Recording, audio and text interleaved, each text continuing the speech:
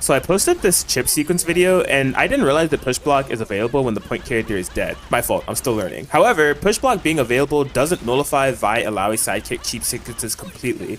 In fact, it allows for a mind game that can make them even more deadly. Let's start with Dancing Blows. For some reason, there's a property attached to the initial portions of Dancing Blows that makes them unpush blockable. If you try to input push block, nothing comes out. When Vi pauses and does the hit the bricks punch, that final hit is the only portion where push block can be inputted. There's other notable points of this sequence that allow for you to input push block but don't actually do anything. These points would be the Fury Burst and Illaoi's tentacles themselves. If you push block the Fury Burst, you'll push block Illaoi, but Vi will still be in your face. Not only that, she'll punish your push blocking character, thus allowing her access to the TOD Blockstring. If you push block the tentacles, again, Vi will still be in your face and punish the push blocking character, which will also allow her access to the TOD Blockstring. What you'll want to do to escape the initial sequence I posted is push block the very first hit the bricks.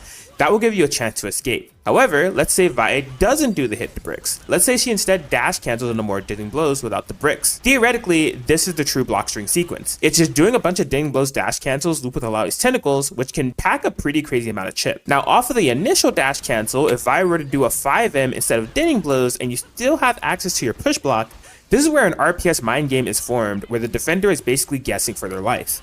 If off of the 5M, Vi goes for Dancing Blows and you decide to push block, you're out of the sequence. You're free. However, if Vi goes for a partial charge S1 in retaliation to your push block 5M, she can close the distance of the push block and continue the pressure. This is somehow actually still a block string. Not to mention, you spent your push block and your assist character is on the screen.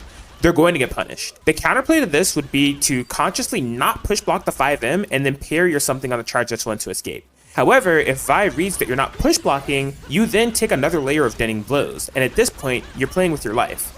So, TLDR, never push block the tentacles, never push block the Fury activation, you can't push block Dancing Blows, you should always push block hit the bricks, and if you block the 5M, you're in a 50-50 that's heavily favored towards Vi. Or at least this is all I'm able to determine so far. Have fun.